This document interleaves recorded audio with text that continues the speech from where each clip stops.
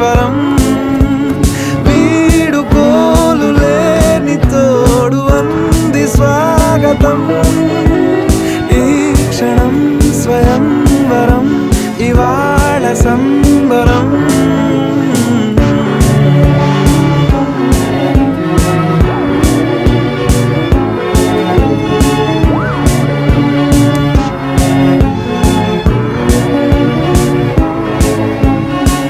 ఇవాళ నింగిలోని తార